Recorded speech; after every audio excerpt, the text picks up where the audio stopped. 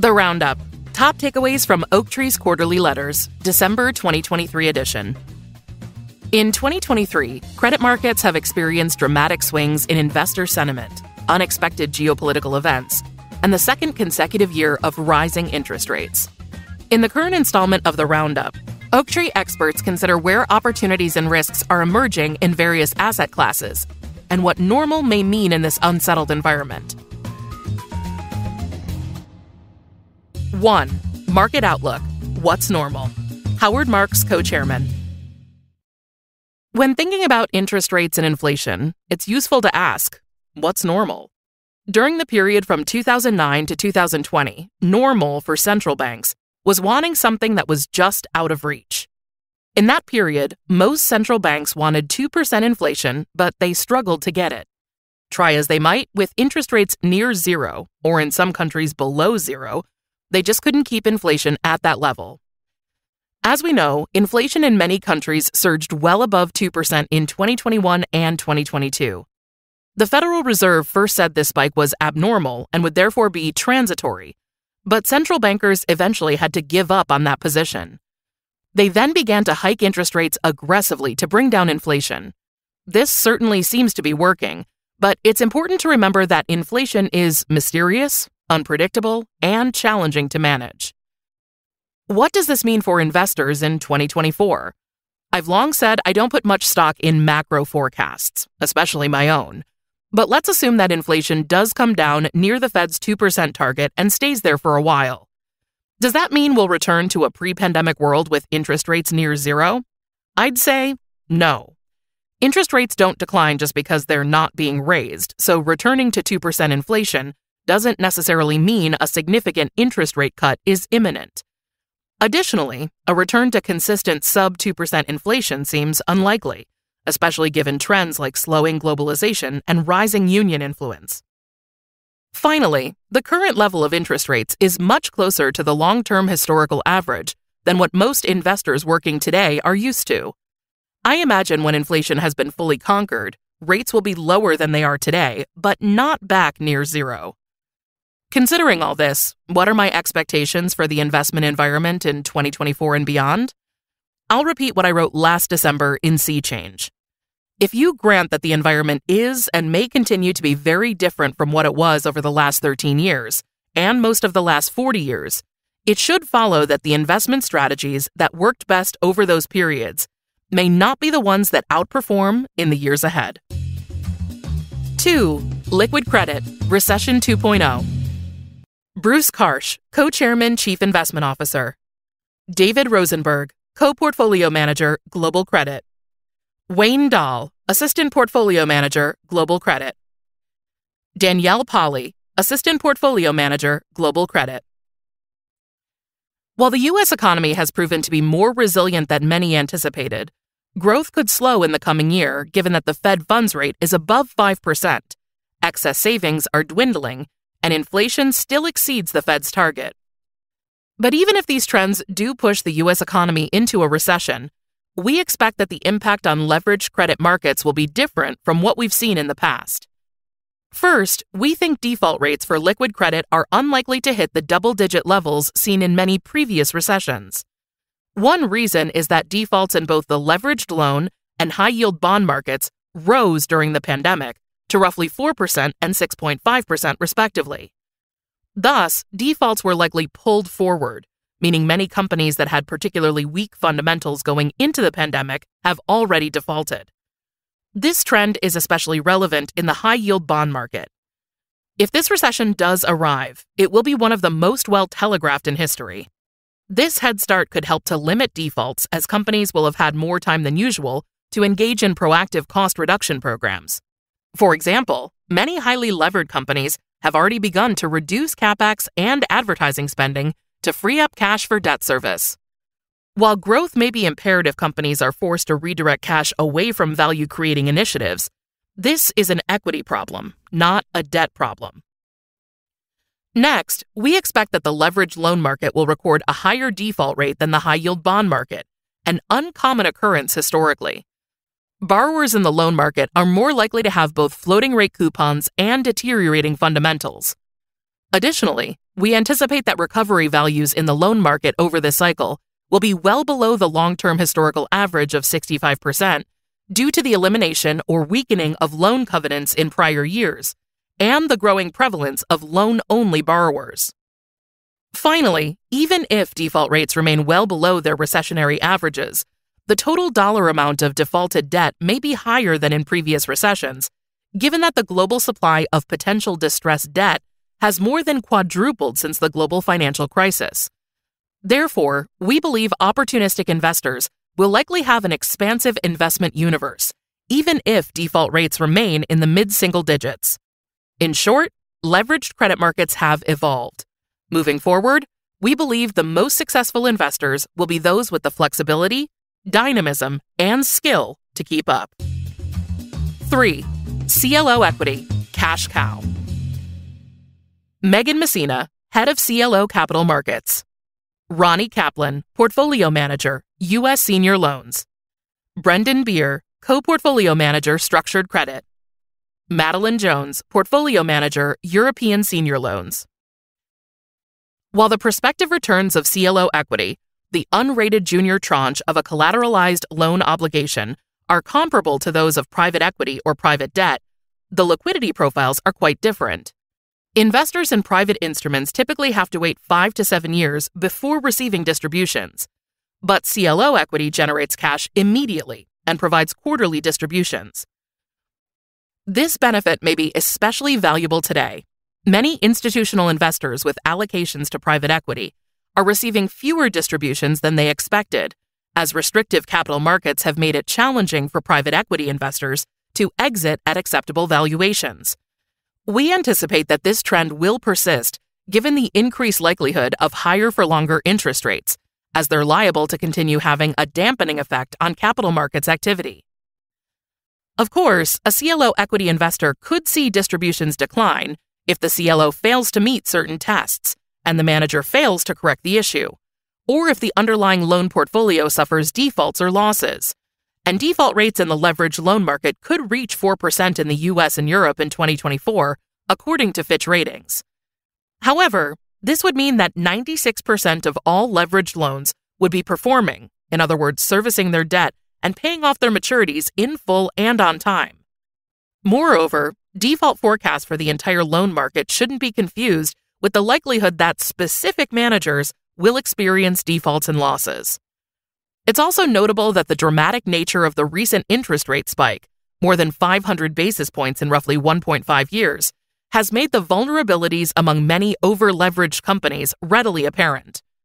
That means skilled CLO managers creating portfolios today should be able to easily avoid these ailing credits, while benefiting from the negative sentiment that is weighing down the prices of loans taken out by companies with stronger fundamentals. CLO equity investors can therefore potentially earn an attractive cash-on-cash return while waiting for loan markets to return to par. At a time when liquidity is being squeezed, we believe the benefit of this cash component isn't just large, it's king-sized. 4. High-yield bonds, high conviction. Sheldon Stone, co-portfolio manager, U.S. high-yield bonds. David Rosenberg, co-portfolio manager, U.S. high-yield bonds. Alap Shah, co-portfolio manager, U.S. high-yield bonds. High-yield bond investors are currently able to earn yields above 8% at a time when credit fundamentals in the asset class are solid, and the Federal Reserve appears to be near the end of its interest rate hiking cycle. Thus, we believe the arguments in favor of high-yield bonds are becoming increasingly more persuasive. Consider how much the U.S. high-yield bond market has changed since the end of 2021. At that time, the average yield on B-rated bonds was just 4.7% versus 8.7% as of November 30th, 2023. With the yield in the asset class approximately 200 bips above the 10-year average, investors now have the opportunity to earn attractive returns on a contractual basis. Importantly, while yields have moved up, we haven't seen a comparable decline in credit quality in high-yield bonds. In fact, roughly half of the market is currently rated BB, the level just below investment grade, which is near a 10-year high. Some fundamentals in the asset class have declined modestly in recent months, But the average debt-to-EBITDA ratio of 4x remains below the long-term historical average, and the average interest coverage ratio is still elevated at around 5x. Moreover, even though the pace of new issuance has been sluggish in recent quarters, average quality has been strong, as relatively few lower-rated deals have come to market. We've also seen an unusually high percentage of secured bonds, which provide more downside protection in the event of a restructuring compared to unsecured notes. Finally, while investors have flocked to floating-rate instruments in recent years due to concerns about rising interest rates, we believe this preference may shift if it becomes clear that interest rates are unlikely to continue climbing. So even though the jury may be out on exactly what will happen in the macro environment, we believe the case for investing in high-yield bonds keeps getting stronger. 5. European real estate. Mind the gap. John Brady, Head of Global Real Estate. Ben Bianchi, Co-Portfolio Manager, European Real Estate Opportunities. The European real estate market is facing an expansive debt funding gap due to a looming maturity wall, declining valuations, and European banks' unwillingness to increase their exposure to the asset class. We believe this situation will create attractive opportunities for alternative providers of capital and potentially transform the European real estate financing market. Over $500 billion of real estate debt is due to mature between 2023 and 2025 across the UK, France, and Germany. Much of this debt will require refinancing. However, few traditional lenders are willing to provide funding at levels sufficient to meet this need, primarily because of rising interest rates, declining real estate valuations, and deteriorating interest coverage ratios in existing real estate portfolios. In short, the risk calculus has changed for many lenders. We estimate that the average loan-to-value ratio across the European real estate market was near 50% in 2019, and the all-in cost of debt was roughly 3%. Since then, the all-in cost of debt has more than doubled to around 7.5%. Due to this and other sectoral challenges, we believe that today's lenders will be willing to lend at only 35% of 2019 acquisition valuations. This results in a roughly 15% debt funding gap, or to put it in dollar terms, a gap of approximately $155 billion between 2023 and 2025 across the UK, France, and Germany. Concerns about refinancing risk are magnified in Europe because it has far less access to the residential mortgage-backed securities and commercial mortgage-backed securities markets than its U.S. counterpart. The European real estate market has historically relied almost entirely on bank debt, making it more vulnerable when banks rein in lending. With traditional lenders sidelined, we expect private credit will be called upon to fill the liquidity gap in Europe. These investors will have the potential to generate attractive risk-adjusted returns while also gaining market share in an arena long dominated by one class of lenders.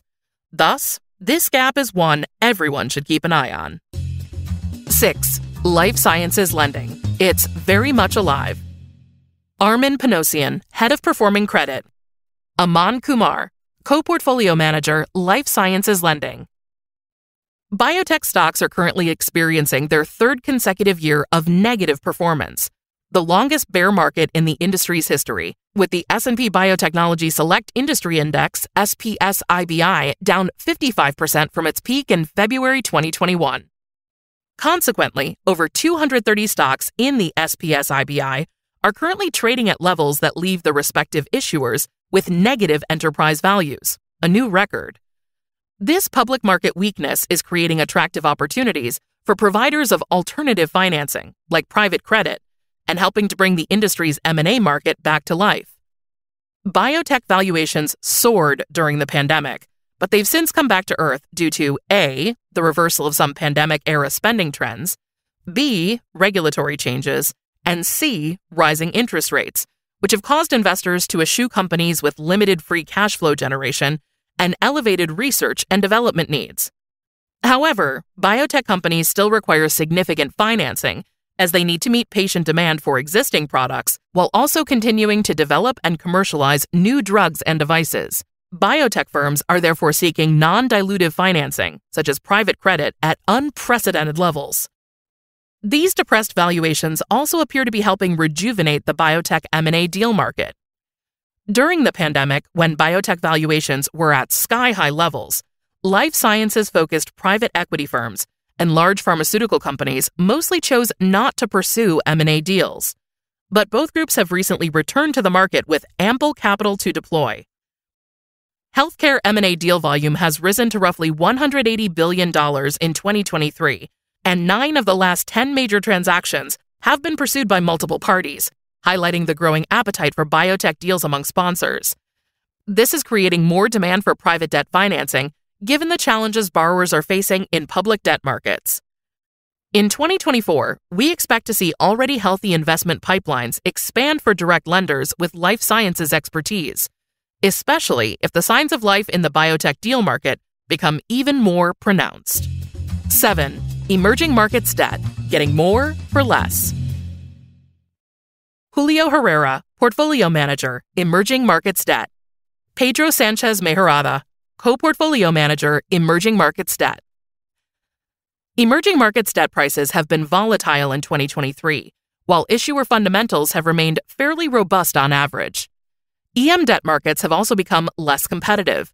Net outflows from EM-dedicated retail funds since the beginning of 2022 have eclipsed $55 billion, and crossover investors have increasingly abandoned EM debt for developed market opportunities offering positive real yields. This has created an attractive opportunity for EM investors who target dislocated credits. In the third quarter, the average EM high-yield bond price fell to the lowest level since late 2022. The asset class has rallied since then, but the average price remains below 90 cents on the dollar, and average yields are near 10%. Importantly, the yield differential between EM and U.S. high-yield bonds is wider than the historical average, even though the credit metrics of EM companies are generally stronger. EM high-yield bond issuers have an average net debt-to-EBITDA ratio of 2.1x, nearly half that of their U.S. counterparts, and higher discretionary free cash flow. True, the EM default rate is expected to reach 7% in 2023, but nearly half of the defaulted debt has been in one area, the Chinese property sector. And looking forward, EM defaults aren't expected to reach the peaks seen in previous down cycles. Moreover, today's offshore EM creditors typically have greater confidence that they'll be able to enforce their claims and secure reasonable recoveries compared to investors in the past, as corporate dispute resolution has become more standardized in many EM countries in the last decade. We believe this situation favors bottom-up, long-term investors who can withstand the volatility and take advantage of the attractive bargains on offer.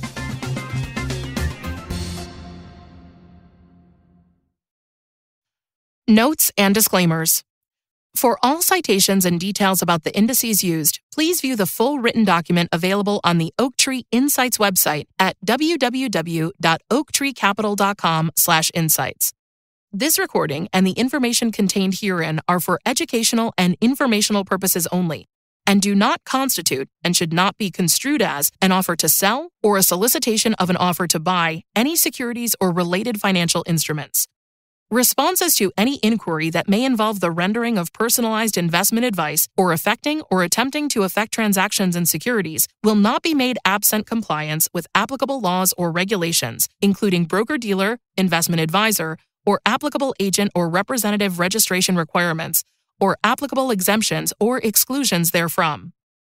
This recording, including the information contained herein, may not be copied, reproduced, republished, posted, transmitted, distributed, disseminated, or disclosed, in whole or in part, to any other person in any way without the prior written consent of Oaktree Capital Management LP, together with its affiliates, Oaktree. By accepting this document, you agree that you will comply with these restrictions and acknowledge that your compliance is a material inducement to Oaktree providing this document to you. This recording contains information and views as of the date indicated, and such information and views are subject to change without notice. Oaktree has no duty or obligation to update the information contained herein. Further, Oaktree makes no representation, and it should not be assumed, that past investment performance is an indication of future results. Moreover, wherever there is the potential for profit, there is also the possibility of loss. Certain information contained herein concerning economic trends and performance is based on or derived from information provided by independent third-party sources. Oaktree believes that such information is accurate and that the sources from which it has been obtained are reliable. However, it cannot guarantee the accuracy of such information and has not independently verified the accuracy or completeness of such information or the assumptions on which such information is based. Moreover, independent third-party sources cited in these materials are not making any representations or warranties regarding any information attributed to them and shall have no liability in connection with the use of such information in these materials. Copyright 2023 Oaktree Capital Management, LP. Audiation.